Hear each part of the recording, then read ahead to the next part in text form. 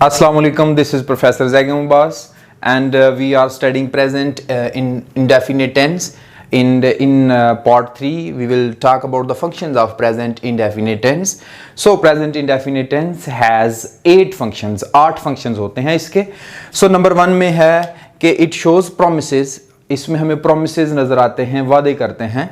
और promise I would not be late again, मैं वादा करता हूँ मैं दोबारा देर से नहीं आऊँगा.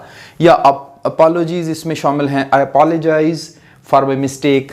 या इसमें suggestions हैं, I suggest that the government must take care of the poor.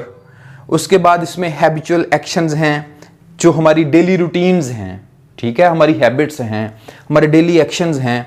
For example I drink coffee daily, मैं रोज़ाना कॉफ़ी पीता हूँ, ये हमारी हैबिट है.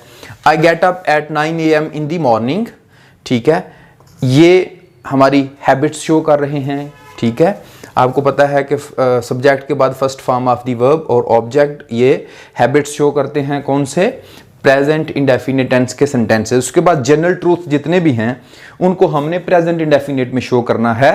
For example the sun rises in the east, सूरज मशरक से तुलू होता है. So it is a universal reality, it is a general truth.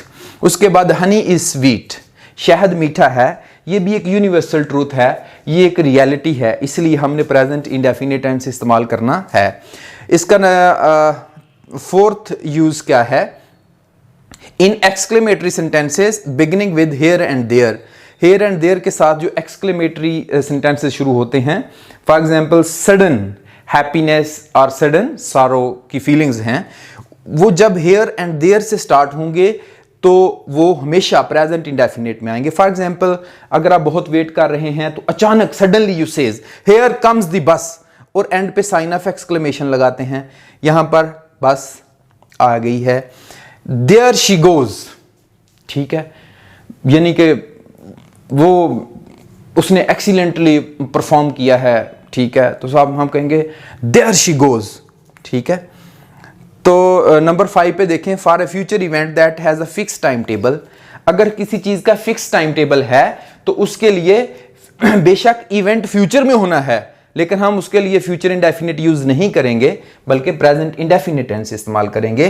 The train leaves eight 5 PM, train शाम 5 बजे चलती है. The match starts at 9 AM, match सुबह 9 बजे स्टार्ट होगा. देखें सब्जेक्ट के बाद फर्स्ट फॉर्म लगाई है, विल नहीं लगाया, लेकिन ये फ्यूचर को शो कर रहा है प्रेजेंट इंडेफिनिट टेंस. कैसे? जब किसी फिक्स टाइम टेबल पे किसी इवेंट ने टेक प्लेस होना है. इसका नंबर 6 पे देखें तो कहता है टू इंट्रोड्यूस अ कोटेशन. जब हम किसी कोटेशन का इंट्रोडक्शन करवाते हैं तो हमेशा हम प्रेजेंट इंडेफिनिट टेंस इस्तेमाल करते हैं. For example Keats says, John Keats कहता है. देखें सेज आया है ना, प्रेजेंट इंडेफिनिट टेंस, यानी कि सिंगुलर नेम के साथ एस का इजाफा हुआ है वर्ब में. A thing a beauty is a joy for ever, ये उसकी कोटेशन है. तो कोटेशन को इंट्रोड्यूस करवाते वक्त हम प्रेजेंट इंडेफिनिट इस्तेमाल करते हैं. तो नंबर 7 पे कंडीशनल सेंटेंस में हम देखते हैं कि present indefinite is used instead of future indefinite tense. For example if I go to Lahore, अगर मैं लाहौर जाऊंगा, आई विल ब्रिंग बुक्स, मैं किताबें लाऊंगा. तो यहां पर इफ आई गो, ये देखें है तो ये प्रेजेंट इंडेफिनिट टेंस, लेकिन शो फ्यूचर को कर रहा है क्योंकि ये कंडीशनल सेंटेंस है.